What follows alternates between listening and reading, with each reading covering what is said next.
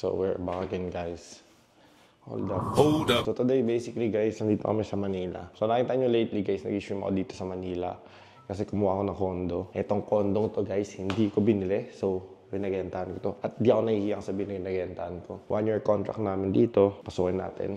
Baka natin pakita yung number. Baka ma-fake booking na naman tayo. So, over here, ang ating pinto. Okay, we call this door. Hindi, joke lang. Pero again, guys, so, eto, dito lahat ng tsinelas, panglabas ng tsinelas, may tsinelas na pang loob, mga sapatos ko, pang basketball, pang morma, lahat. Eto lang yung sapatos ko here sa Manila, pag hindi na ako magdadala ng sapatos dito. Maganda yung converge dito, in fairness, sobrang quality. Okay, so now, eto yung kainan table. Malit lang yung condo, guys. Kasi kakalipat lang namin, like, 2 weeks na, pero lagi kami nasa Pangasinan. So, here is the sala. There you go. Ito yung sala namin, guys. So, TV. Baka mabasag. Hindi, joke lang. Okay, chill. Ito yung salas namin. Ito yung sofa na binili ni AJ. Sobrang laki pag sa sala. So, ito yung computer natin. Diyan tayo nag-i-stream. So, yon. Sasaktuhan lang, guys. Pero pagka dito mo siya titingnan, mo. So, basically, ganito yan. Hindi ganun kalaki, guys, ha. Mga ano lang to eh. 120 square meter yung floor area ng condo. So, pasok ko sa bahay. Dito yung kainan. Tapos, dito yung salas. Alam mo yun? Pag-chill. Tapos, ito yung streaming natin.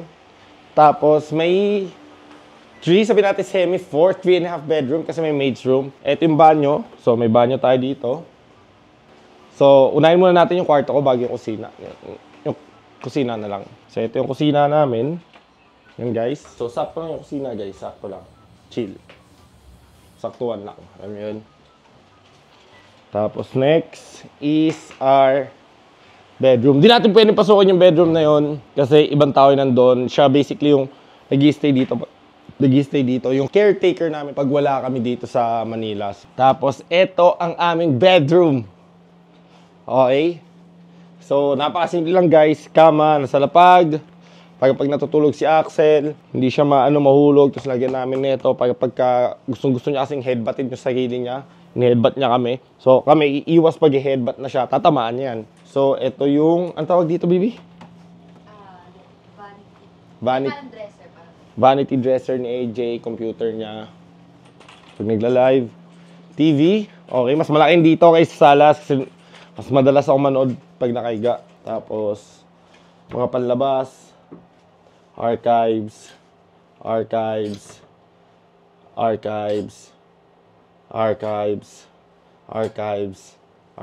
and so on and so on. Archives lang tayo, guys. Okay. We do it clean. Okay. Kung gusto nyo bumili, Shopee. Okay. Or sa TikTok. Tapos, ito yung banyo namin. So, saktuhan lang din yung size niya. I mean, I like it. Kasi sa amin, parang naglalakad ka ng 5 hakbang bago ka makapasok sa shower eh. Pero, ayun, mas madali ito. Pero, ang problema sa condo, guys, parang na-suffocate ako. Alam mo yun, parang pagka ano mo, table, kusina. Parang ang awkward, pero sinasanay ko sa sarili ko, guys. Alam mo yun. Basically, guys, sa Belgium, ganito kalaki yung apartment ko sa Belgium. So, ito, pag kami nag-doorbell, pwede mo kausapin. Yellow. Okay. Tapos, next, yung kwarto ni Axel, ni Batute. So, ito yung kwarto ni Axel, guys. So, andito. Yan, lagyan din namin pagka gusto niyang headbuttin sa sarili niya. G lang. Alam niyo yun. Tapos dito, if ever na may matutulog si Kim or yung kapatid ni AJ, Charmaine dito. So, yun. Ito yung kama ni Axel. Di ko alam kung lalagyan ko to ng TV kasi mahilig manood ng TV si Axel. Tignan natin. Baka lagyan ko ng maliit na TV dito. Yun. Tapos closet dito, closet area. Magamit niya.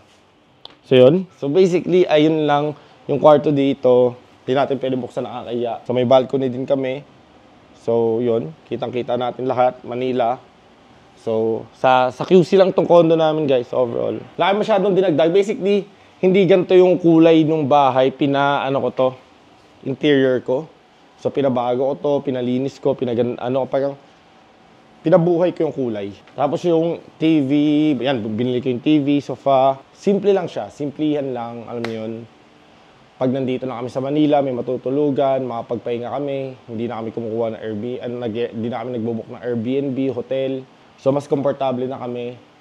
ni AJ, pati kasama namin si Axel. Kasi pag mamanila kami guys, di namin nasama si Axel.